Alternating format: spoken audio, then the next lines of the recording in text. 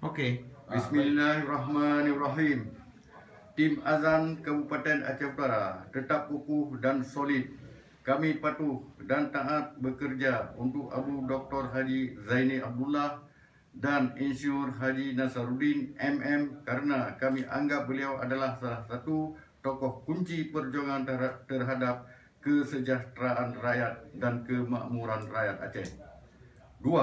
Sesungguhnya Saudara Mus Mulyadi dengan jabatan sekretaris sudah saya berhentikan dari tim pemenangan azan Kabupaten Aceh Utara tanggal 15 Januari dengan alasan A. Menunjukkan sikap tidak loyal kepada Ketua Umum Azan Kabupaten Aceh Utara. B. Pencopotan stiker kandidat Abu Dr. di mobil operasional azan dengan plat BL 1955E. C. Memenuhi anggota untuk masuk ke tim kandidat lain. D. Melarang kepada pengurus kecamatan-kecamatan untuk tidak memberi data saksi kepada tim pengrekrutan saksi azan. E. Tidak transparansi anggaran pada acara Abu Dr. di kantor Sekretariat Tim Pemenangan Azan Kabupaten Aceh Utara. F. Ancaman terhadap Ketua dan Wakil Ketua Azan Kabupaten Aceh Utara.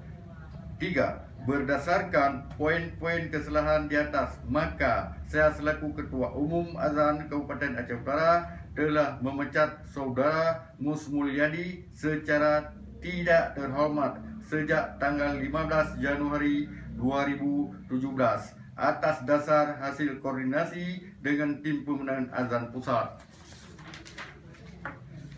4. Jadi, berdasarkan berita di media yang menyatakan tim azan Kabupaten Aceh Utara berpaling ke kandidat lain, itu tidak benar.